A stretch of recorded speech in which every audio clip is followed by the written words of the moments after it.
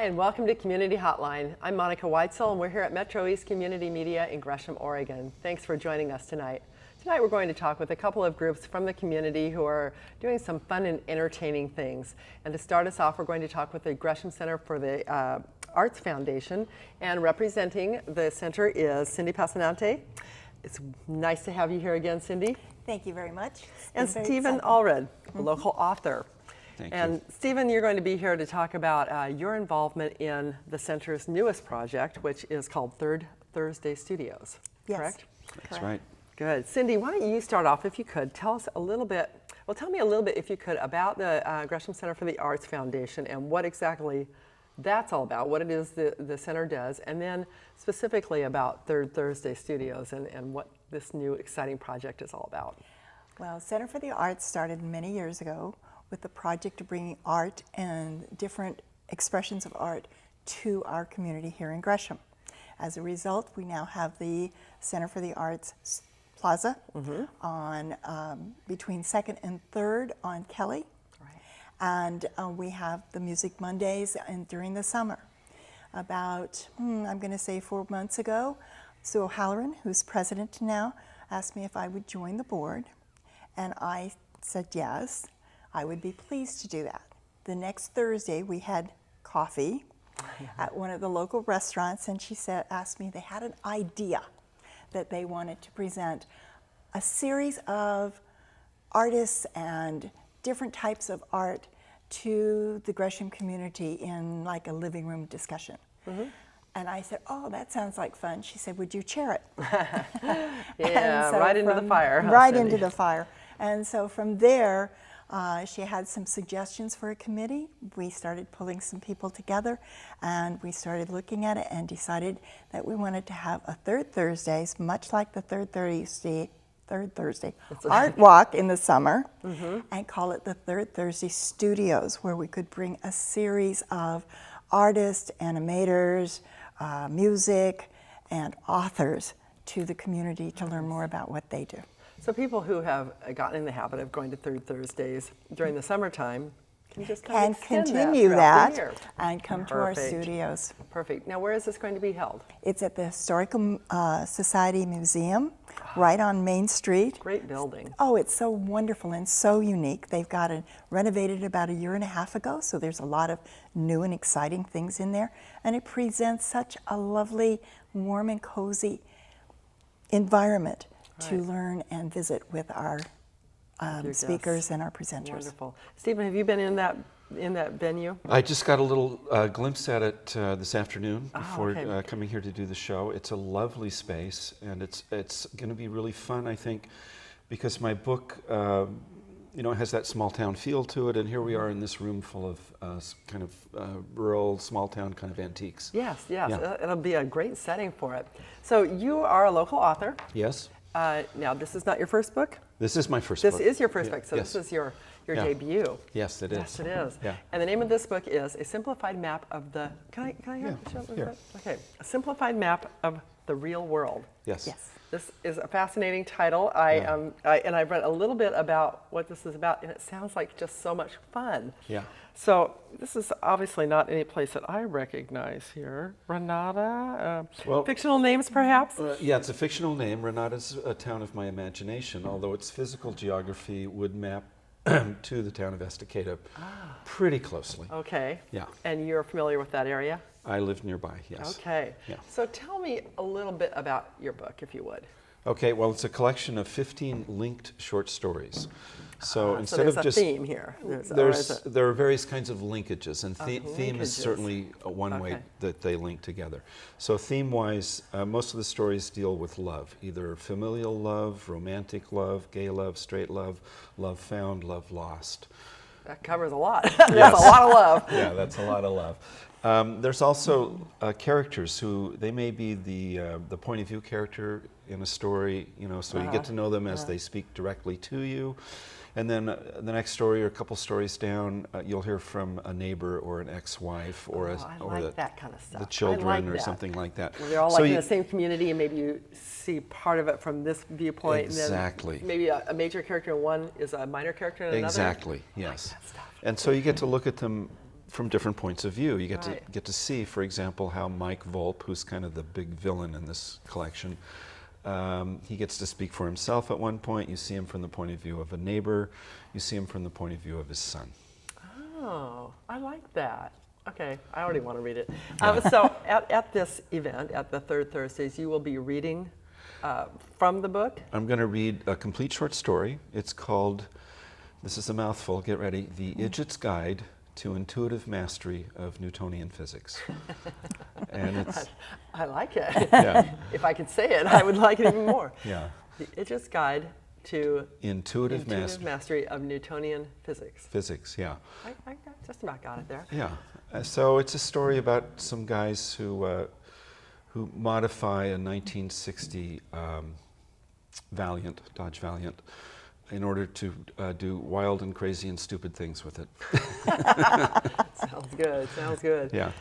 Have you, at this event, are you also going to talk a little bit about? Sure. So what kinds of things will you talk about? Oh, I'll probably talk about the collection a little bit. People are always interested in how you build something like this. And I'm sure I'll take questions, and I'd like to get a kind of a dialogue going with the audience. It's part of the fun of doing this kind of thing is to see what comes back at you. You know, people have all kinds of interesting things. So have you always say. been a writer, or just this is your first published novel? It's my first published, but I've been writing seriously for over 20 years, and really pretty much for my whole life. Yeah. The breakthrough moment for me was 5th grade. Mrs. Baumgartner gave me my first creative writing assignment. And I wrote this kind of fantasy about, this was in the days of the Kennedy presidency, about Caroline Kennedy, who was a little girl then. You know, I'd projected into the future, and she was now the president.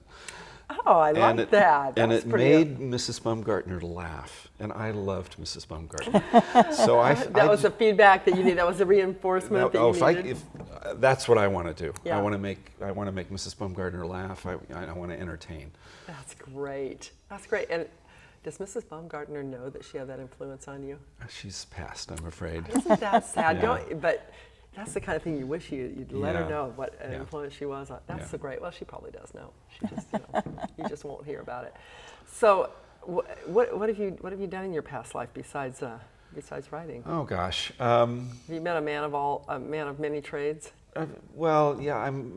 I have a day job. I'm a property manager, so I know this much about this many things. And that probably makes for a good writer, though. If you know a little bit about a lot of things. And I had a teacher, Craig Leslie, years ago, who suggested. Oh, Craig Leslie, the writer, Craig Leslie. Yes. Very well. He always suggests that people write about the work lives of their characters, and that was something that really spoke to me. So, if not exactly the work life, these people have jobs. You know, they have work, a lot of them, and sometimes you'll read stories where people don't seem to even need a job, there's money when they need it, or who knows how that stuff happens. It's not part of the story. But in my case, my opening guy, Arnie Gossard, he's a cabinet maker. He's got a shop out back of his house, and that's what he does, and he talks about it a little bit. It's part of who he is. Yeah. Are you one of those people that really pays attention to people and watches people and pays attention? Because it seems like that would be something as a writer you would do, because you need to develop characters and that kind of thing. The impulse to write came early, and when I got serious about it, I learned that just wanting to write wasn't enough. You need something to write about, and this is one of the ways that being a writer can transform your life. It really changes who you are, because you need something to write about, and where are you going to get it? Well, you can do research, but one of the ways you can do research is just pay attention to what's going on around you. People are doing all kinds of crazy, funny things. Yes, they are. Sit in a coffee shop and watch for a while. Exactly. Or, and as a property manager, I imagine you run into all sorts of people. Well, as a matter of fact, I have a character based on somebody who came to rent a house for me one Really? time. Yeah. I love that. She was a stripper. Oh, there you go. Yeah. So I learned a few things that I didn't know. Okay. I'll take your word for it, or I'll read the book. Yeah. Wow, that sounds like fun. I think being a writer would be a great thing, just to be able to, that creative outlet to be able to write. I like to write, but I don't consider myself a very good writer, but I love reading a writer who can really develop a character or make you care about a character? Do you feel like you've done that? I absolutely do. I don't want to blow my own horn too loudly here, but that as a writer, that's one of the things that's very important to me. I want you to see these people. These people are as real to me as you are, or you are sitting right here. Yeah. You know, they're story people up in my head, but when I'm alone writing, they're right there with me. Yeah. And I'm sort of like a character actor. I get to play all these different roles, and I kind of work from the inside out that way. You know, there's like 36 or 37 characters that get at least a scene in here. That's 36 different versions of me. Wow. It's now, all the people in your head. Yeah. You know, if my friends and neighbors see themselves in the stories, you know, once I've built them and sent them out into the world, that's great. Yeah. But they didn't get in those stories because I was trying to portray them the way maybe a portrait artist would do. Right. I'm really doing more like what a character actor does, which is bring it up from inside and bring it out that And way. use what you need from maybe the people that you meet or Yeah. the people that you see in your Sure. life. Yeah. That's great. Yeah. Cindy, are you looking forward to this? I am so excited. We have such a good series. Stephen's our beginning series. He's our kickoff. And wow, are we excited about what's coming in the future. This is going to be a 5-year program with series. We already have some of our series. Our series for this year is completely set. It's exciting. How many different There'll be dates? 5. Stephen is with us in October. And then for the holidays, we kind of take a break. We come back in January with a couple of friends of his. who Oh, are really? Poets from... couple of poets, very good poets. Very good poets are going to help unpuzzle the world of poetry. Oh, that'll So be that should be interesting. exciting. In February, we come back with the Columbia Symphony that plays yeah. here Portland Columbia Symphony, sure. at Mount Hood this season. They open up on Sunday. Aren't you on that board too? Yeah. You know, most of us do a lot of boards and I was things gonna like say, that. you're very involved I'm in the very community. involved. I know the that, arts are a Cindy. huge Yes. passion in all forms to me. In March, we're so excited to have an animator come who is trained at Cal Arts. He's worked with Disney. He's worked with the studios that did Caroline. And now he's working in a wonderful studio in Oregon City that does gaming animation. Oh, wow. He's going to share Which with is us about probably a that. huge Huge thing. area. Yeah. So we're very excited about that. And then in April, we have Martha Grover, who's a storyteller that Stephen and I have been sharing stories all afternoon. And she is of the age that my children are. So after my husband went and I visited her, she and her friends tell stories from their perspective. And we walked out and we went, oh, that's the way our kids looked at life in our house. Wow, what a fun thing. So we've already starting to put together our second season, and we're so excited about this one that we are continuing to plan some new and exciting things for next year. So if people are interested in attending this series, specifically Stephen's debut here, or any of the others, what do they need to do? They How do need they get to tickets? either visit my website at www.cptrips.com or www.gctfa, Center for the Arts, .org. This series will be up on there probably next week. It's already up on mine. They can also call me at 503-658-5646, and I have the tickets there. You can order them ahead. You can reserve them ahead. There is limited space. You can get series tickets. They're at very reasonable prices. So we have special rates for seniors. So it's just going to be very affordable and very fun, and we hope that everybody will come and join us. Oh, good. And the first night is Thursday, next Thursday, the 17th of October. Great. And it starts at 6:30. Stephen gets to start talking at 7, and it goes for an hour, and then we'll have about 15 to 30 minutes afterward where Stephen will be signing his books, and you're encouraged to purchase books and have a great social time getting to know him better. Oh, it sounds like fun. Stephen, when was this book published? It was, we launched at the Downtown Palace in Portland on September 12th. And I had, Just this past September? less than a month ago. Brand new. Less than a month ago. We had over 150 people show up. It was a really big deal. Yeah, it was How fabulous. great was that? It was You're like, amazing. woohoo, I'm big time now. Yeah, it felt That's good. super. Felt Hey, good. this is kind of a good little Christmas Christmas present, huh? Yeah. It's a perfect Christmas present. Yeah. So, and you can get the book at Powell's or most of your local independent bookstores. It's up at Amazon. There's an ebook. It's, Right, it's all I'm there. a big one for buying books for presents for people. Yeah. Because Me that's what I too. like, so Yeah. you can buy one for me too. So. Okay, well, anything special that you're looking forward to in this? Have you read at the Powell's? Oh, yes. Thing? Yeah. So it was that. Have you read any other places? Or is Yes, that- I've been up in Seattle at Yeah. Elliott Bay and Bellingham at Village Books, and I've got more stuff coming up. You can go to stephenallred.com and follow me, or go to, better yet, because my publisher's more active online than I am. She keeps her website more up to date, and that's forestavenuepress.com. Okay. Do you have more books in your future? I'm sure I do. Yeah. Yeah. Yeah. Get through this one now. Get out and publicize this one, and then you can work on the Right. next one. Get the other people in your head that need to come out. That's right. And there's a few in there. I bet there are. I bet there are. I appreciate you being on to talk about it. I'm really looking forward to reading the book, so that'll be great. Yeah. And again, the book is A Simplified Map of the Real World by Stephen Allred. Yes. Yes. Yeah. And Cindy, thank you for coming on to tell us about the series. Again, the series is Third Thursday Studios. Correct. First one is October 17th at the Gresham Historical Society building. Yes. And we've got the information on the screen as to Yeah, how and to get tickets. by the way, it starts at 6:30. There'll be some light snacks provided by Central Marketplace, so Oh, we're very nice. excited about that. And that's the new one, right? That's the new one over on Third and Miller. I Third believe? Miller. Yeah. You're right. Yeah. So It's right by we're KCME so Radio. excited to have them be part of this program, as well as Sue O'Halloran, president, and KOM. Good. KML. Sorry. Yes. Realtors, I always forget. But it's just a very, very exciting gift and opportunity for the art community within Gresham. So, wow. Good stuff in East County. Yes. Right. Thank you. Marvelous stuff. Thanks so much for watching this first episode of Community Hotline. We have good, fun stuff going on, and don't go away. We have more coming up from Crowdertainment. We'll be right back.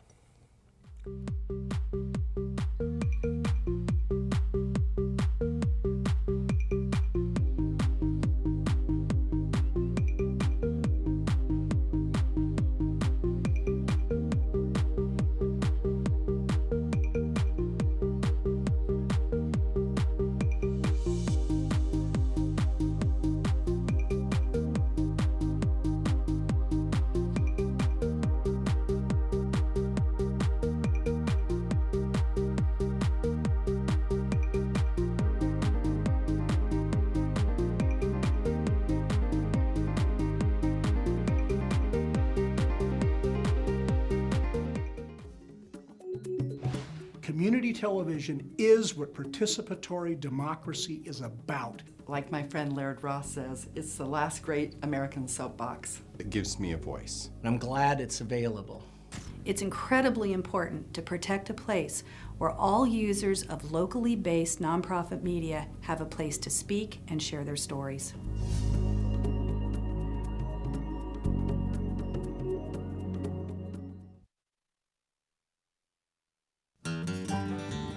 KZME Radio is a new station that is committed to entertain, inspire, and connect our community through programming that celebrates local music, arts, and culture.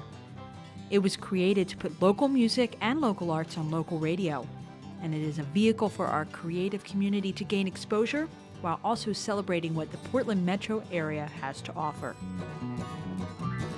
Hey folks, I'm Mike Midlow from the band Pancake Breakfast. What's so cool about KZME? Well, it's local music. You can't go to every live show. Believe me, I've tried. So you could tune into KZME and hear a bunch of music that you might not get to see otherwise. Why should you support KZME? Well, it's pretty obvious. I mean, if you like Portland Town, USA, homegrown music, independent radio, and if you believe in the powers of rock and roll, then contribute to KZME. It's music where you live.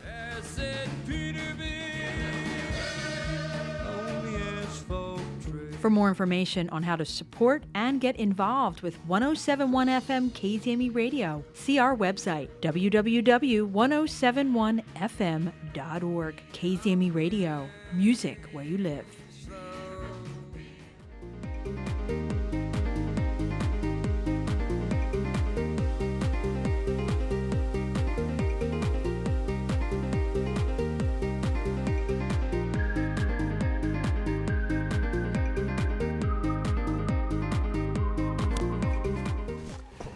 Hi, and welcome back to Community Hotline. I'm Monica Weitzel, and we're here at MetroEast. And now we're going into our second episode, or our second segment of Community Hotline tonight. We're going to be talking with Crowdertainment Incorporated. Representing Crowdertainment is Jeff Crowder, the president. Hi. Nice to have you here, Jeff. Hey, thank and you. Scott Bourne, the executive media director from Crowdertainment Incorporated. Nice title. It's a nice title. I like that. I have to admit, I know both these guys. They're both volunteers here at MetroEast. And Scott, in fact, used to be my floor director. A couple days. Quite a few times for this very show. And so it is kind of unusual having you on the other side of the camera. Like we discussed, it's the fish out of water syndrome. Yeah, you'll be fine. You'll be Okay. fine. You know how to talk, Scott. I have no doubt about that. And Jeff doesn't do too badly himself. I try sometimes. So it's kind of cool because you guys both started out here as volunteers, but now you have your own nonprofit organization. You're doing your own productions, which I know you've done in the past, but it's cool to be part of it here. It is. It is. To watch it grow. Yeah. I would love to give you a plug. MetroEast Community Media is a great place to start. Thank If you. you're ever Thank you. interested in media or anything like that, it's a good, just call up Monica. She'll She'll hook you up. I'm here for you. Yeah, it is a great place, It and is. I'm glad you got started here. So tell me a little bit, Jeff, about Crowdertainment. What exactly your organization is all about for those who may not yet know. Okay, yeah, absolutely. We, for the most part, we're just getting started. We are a grassroots effort, and so far we're doing pretty good. And you're a nonprofit. We are a nonprofit, an official 501c3, granted by the IRS, which is Woohoo. always great. It's Yeah, not it is. always easy to get, No. but But you did it. yeah. You did it. So what's the mission of Crowdertainment? We are a nonprofit on-stage and film production company. We film movies and documentaries and regular go-see movies in a theater. Just the regular films. So what makes it a nonprofit? What's the point of view, or what makes it a nonprofit? Well, primarily the members of the board, myself being president, and we have a treasurer and a vice president, and we're volunteers, on the board. We serve voluntarily on the board. We don't get paid. We don't get salaries. All the monies that are collected go to the operating budget to lease facilities like the Russellville Grange Hall, which we have an event coming up next Saturday. Not this Saturday, next Saturday on the 19th. Good, and I want to hear a little bit more about that. But before we do, tell me what is it that you hope to accomplish? Obviously, you want to create good movies, but you work a lot with kids, and you Yes. work with people that aren't necessarily professionals. Oh, absolutely. Why is that? What draws you to doing that? I have a drive. When I was a kid going to grade school, I taught myself how to juggle when I was 11, and by the time I was 13, I was juggling butcher knives. And Oh, doesn't everybody do that? my problem was I was always extremely shy growing up. I was really, really shy, and I just kind of wonder where my life would be right now if I weren't so shy and gotten up in front of people and entertained. I've always been an entertainer with balance, and I twirl staffs and all kinds of neat things. Like plates on. I've never tried the plates. I had to do that sometime. At Sullivan Show years ago. Remember that? Yeah. Okay. But I want to give kids the encouragement and a forum for them to kind of get up on stage and in a shine. nice, comfortable environment and express themselves artistically. It's a tough world for like child actors and that kind of thing. And if you make it in the big leagues, it can be not a good place for kids. But it sounds like you're looking to give kids an opportunity like that, but in a safer environment, something where they won't be exploited. Yeah. But yeah. With respect for the kids and their families, and from what I've read, it sounds like you really want to do what's best for the kids. Yeah, and I also work with the Shriners. I'm a Shriner. Oh, you do? Oh, yes. okay. I'm a caterer clown. I love Are being you? a clown. Yes. Oh, I love it. I love Yeah. it. I even got one of those little coolers that I ride Do you? around on. Someday I'm going to have you come on here dressed as the clown. That'd be great. I didn't know that about you. Yeah, I'm all about it. I Well, would love it. and you're a dad. Yeah, And you're I'm a dad of 3. Yeah. And, that's the whole thing about, see, we're not Hollywood. We're Portland, but we Right. do have something to say. And the fact that we're not nonprofit. We're not for profit, really. And we encourage education. One of the things that we are doing now is we have a stipulation. We want the kids to be in our films, in our film projects.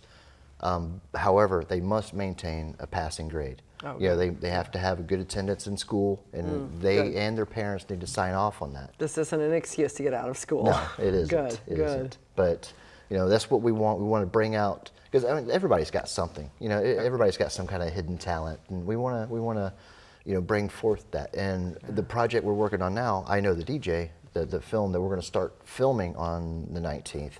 There are 4 kids. They're great kids. They're a little shy, and we're trying to encourage them to open up and play lead roles in our movie. So, You know, that's really great. I remember when I was in high school that I always wanted to get into the drama club, and it was always, the classes were always full. I couldn't get into the class, and finally, my senior year, I got in, and you know, it was hard for me to get up and do stuff on stage. But I remember the teacher encouraged me to try out for the class play, and I said, I don't think I want to do that, and I did, and I got the lead. Oh, you know, wow. and I was like, it was a huge thing to Yeah. me to be able to do that, and it shocked the heck out of me. But you know, that kind of thing is really important. You know, it helps you instill confidence. Absolutely. Yeah. There's too many children and not enough programs. Yeah. And you know, some people have asked me all the time, you know, there's already school programs like that, but you know, there's just too many kids and not enough programs. yeah. And we can always use another nonprofit to help I agree. help kids. I agree. So Scott, where do you fit into all this? You picked me up hitchhiking. Yeah. Actually, Jeff and I's project kind of overlap each other. Okay. Our end tend to lean towards more the teenagers that are going to end up with nothing at the age of 16, 17, or 18. Mm-hmm. A lot of these kids, unfortunately, are going to have a hard time being productive. One of the reasons for this is that they lack the self-confidence to take that first step. Because they're going to say, I'm going to fail. Yeah. I'm going to fall down and But go you boom. never know till you try, right? And it doesn't make any difference if you fall down. Yeah. It's not the fact that you fall down, it's how you get back up. Yeah. And that you did get back up. And that's what we're there for, Yeah. Cool. to let them know, take that step. Yeah. If you fall, don't worry about it. We'll be there to pick you up. So besides just picking people up, as a media director, what does that mean? Or do you know? I'm not really sure, but I think it has something to do with promoting the idea itself. you know? Okay. Something to do with places like Community Hotline. Oh, there you go. There you go. Little things like that. So there's- little there's a- things like a station I used to do a little gig for right down the street called KZME. The radio station, sure. And for yeah. all you folks sitting at home watching this thing, let me tell you right now, when you get really burned out on all that same old stuff that you hear on the radio, 107.1 KZME. Nice plug, This Scott. is good stuff. Yeah, nice It plug. really, I know they actually let me in there to play, if you can believe And in that. spite of that, it's good stuff. Besides that, it's really good. Thanks, Scott. So the event that's coming up, Yes. it's on October 19th Yes. at the Russellville Grange Hall, which is on 122nd? Yeah, 120th? 12100 Northeast Prescott. So around 122nd Prescott. Yeah, 122nd. Yeah. There's a big Kmart out there, and Yeah, so yeah, it's yeah. right across the street on the other side of the street, next to Okay. the high school, the Park Rose High School. Good, good, okay. And so you have this billed as a Halloween bash. Yeah, it's So it's a Halloween yeah. bash, but it's also the start of your taping of Oh, your. we're filming. Yeah, you're we're going to filming start that? filming the movie. Yes. Okay, and tell us a little bit about the movie. One of you, tell us about the movie. Okay. It's pretty much the story revolves around a kid, you know, kind of a shy kid, 17, 18. Okay, he's 17. He's turning 18, and he's kind of troubled. He grew up in foster care, you know, bouncing around from foster home to foster home, and he's about to turn 18. He's been getting in some troubles, you know, when he was younger, but now that he's 18, he faces, if he gets in trouble, you know, now it's big boy jail. Big repercussions, Yeah, yes. so, you know, he gets to the point where, okay, there's a mysterious man who helps him out, who's showed up a few times in his past and kind of helped him, bailed him out of a few situations, but they've never met until this one time, you know, when he's about to turn 18, or actually, I guess the day he does turn 18, he finds himself in jail. because he got in a fight with his foster parents, and so he kind of finds himself in jail. And then the guy shows up and says, "Well, look, you're 18, and your dad told me on your 18th birthday you're going to get an inheritance." So he gives him a check for $25,000. Oh. And and none of his troubles goes away. Yeah. Yeah, so he goes, and that's what any kid would. He gets kind of a little van, like a hippie bus, and moves out of the small town, moves into Portland, or the bigger town, and hooks up with some dancers. The story itself is going to evolve around the relationship between him and the dancers, and the dancers have a really good friend called, it's a DJ. So okay. the DJ of the film, I know the DJ. That's the name of the film. Yeah, I know the DJ. And you don't have to tell us the whole story because we want to have some surprise left for when it comes out. It'll be. We're going to dedicate 40 minutes to nothing but dance and dance competition, fun. But not all at once. It's going to be split up. It's going to be a very intricate story plot line, but it's got to be broken up. We're going to have and you saw the dancing on the Facebook page. I tried to get a DVD, but I wasn't able to. I just wasn't able if somebody wants to take a look at it, it's Filmed in Portland is the name of your Facebook on page? Facebook Filmed page. in Portland. Filmed in Portland. Yeah, so go to Facebook, Filmed in Portland. Yep. And I don't remember the names of those kids that were dancing, but they were great. And that's just the beginning. Yeah, it was really fun. Mm-hmm. What Jeff didn't mention is the fact that with this movie, the plot itself, a lot of the ideas are coming from the dancers, the actors. So is the And then film he'll write- evolving and as he'll write the script. you're changing it as it goes along? And It's kind of a collaborative project then. Yeah, and he writes the script. He takes the ideas that we have during the production meetings, merge them together, then he writes the script, and we put everybody out. Here's your copy. Great. Yeah. And, So- and I'm sorry, and we're also going to have a contest, because we're not just looking for dancers and singers and actors, but we're looking for writers. We're going to have a high school competition. We're looking for someone to finish the movie.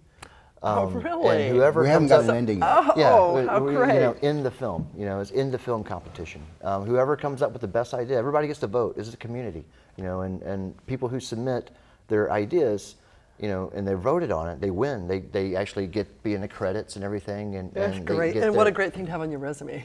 Yes. That's Really is. amazing. That's really a very much a collaborative community effort, isn't it? It is. It is. It's all about community. That's one thing that has been lacking over the years is community involvement. I'm a Freemason, and the lodge I belong to was built over 100 years ago. 100 years ago in Park Rose, that was the community center. Once a month, everybody in that neighborhood went there, and they had the dinner and Right. And we miss that. We don't. Everybody's just so busy nowadays. That's for sure. We don't have community, and I want community involvement. Especially with kids, because kids need leadership, not just from their parents, but other members of the community. Sure. Well, they learn from. Exactly. It takes a village to raise a child. Right. And I truly and believe it's that. harder, I think, the bigger the city. Portland is not a huge city, but it's not a small town. And I think the bigger the town is, the harder it is to. It's easy to lose that sense of community. Yes. Which is why I think volunteering is such a huge thing. People that volunteer tend to get that sense of community back, and getting kids involved in volunteering, I think, is really key. It's one of my passions, and seeing you working with the kids here, and You the just work don't you're doing. realize it until you do it. Yeah. Yeah. The hardest part is picking up the phone, dialing 503-667-8848, and say, "Hi, I want to be a producer." Yeah. That's the hard part. The rest is all fun. Yeah, Any kind of volunteering you do is important, I think, because there's so much to be done. But that's a great start, and what a fun way for kids to get involved in the community and to get out of themselves. So the event then on Saturday the 19th, it's from 5 to 8 p.m. at the Russell Bill Grange Hall.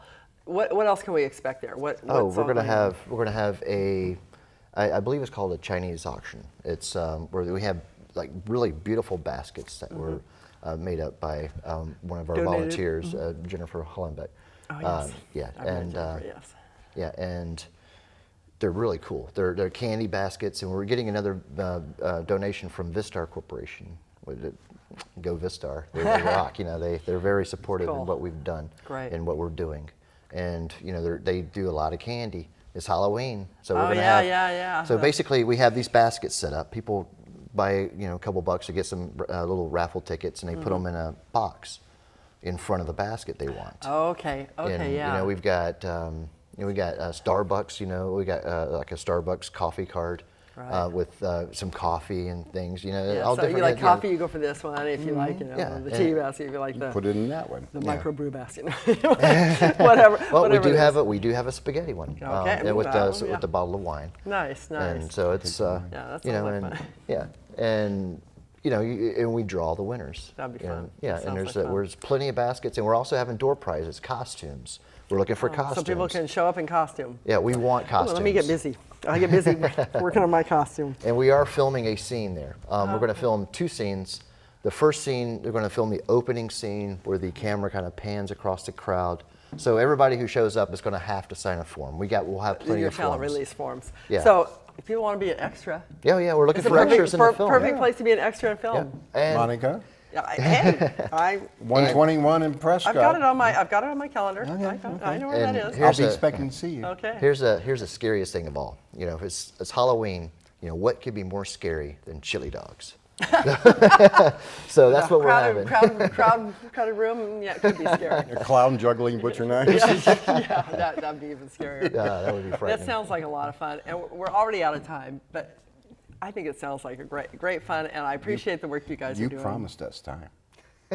Scott, time flies when you're having fun. Wrap it up, Scott. Got it. If for any more information that you need, just find us on Facebook at Filmed in Portland. It's easy to remember. We've got links to everything. Thanks so much, and good luck. I hope everything goes well, and I'll be looking forward to seeing you on Saturday the 19th in costume. You won't know who I am, great. so. Red wig? Yeah, we'll see. Yeah.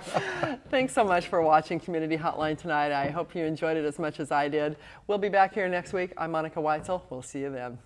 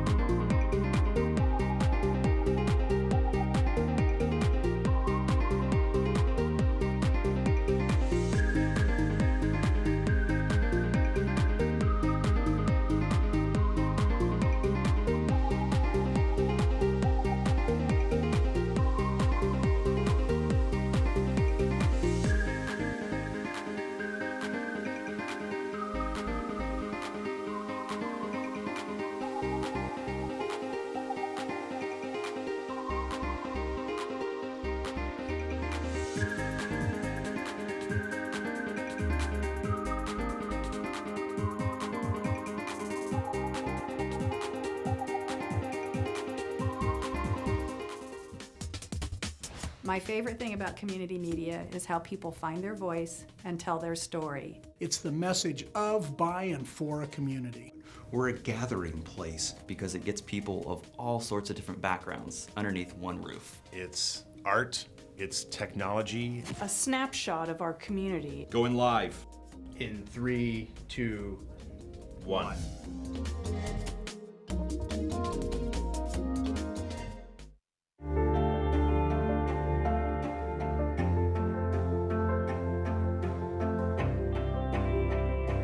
Body language can tell you all sorts of things. like someone is having a stroke. Know the sudden signs. Learn fast. Face drooping, arm weakness, speech difficulty. Time to call 911 and get them to a hospital immediately. Learn the body language and spot a stroke fast. In 1977, an 8-year-old boy picked up the game of golf from his father. The odds of that same boy then making it to the US and European pro golf tours, 1 in 7 million.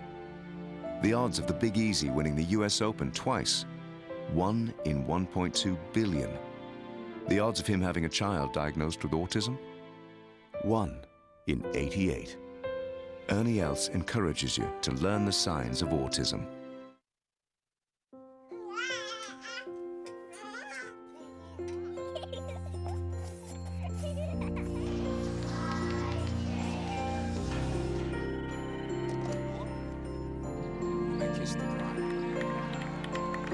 A full life, measured in seats, starts with the right ones early on.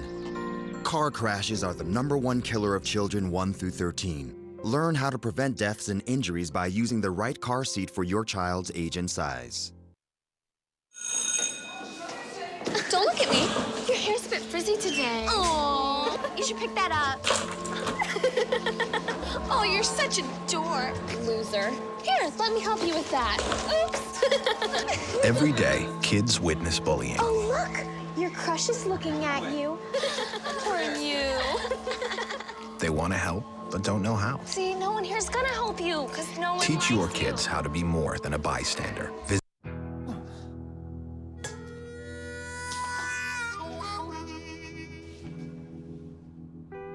Get caught buzzed driving, and you could do some hard time. Craig, knock it off. Sorry, Mom. It could cost you around $10,000 in fines, legal fees, and increased insurance rates. And that could set you back a few years. Buzzed, busted, and broke. Because buzzed driving is drunk driving.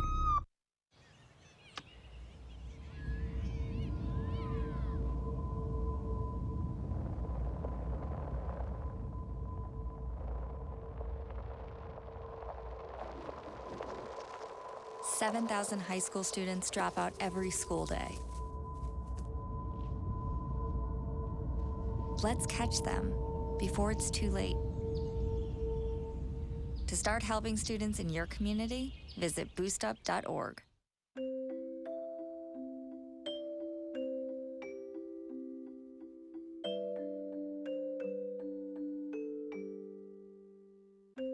Lead paint poisoning affects 1 million children today. If you're pregnant or have young children and your home was built before 1978, you could be at risk. Learn how to protect your family. To find your home's danger zones, the health effects, or just to find help, log on to leadfreekids.org.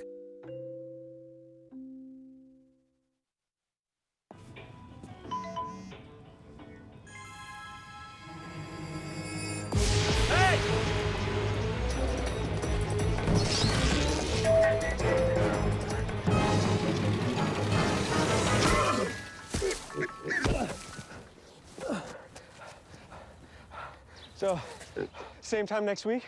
Well, of course. Put away a few bucks, feel like $1 million. For free tips to help you save, go to Feed the Pig. Can you concern with me? Imagine what you'd see if every child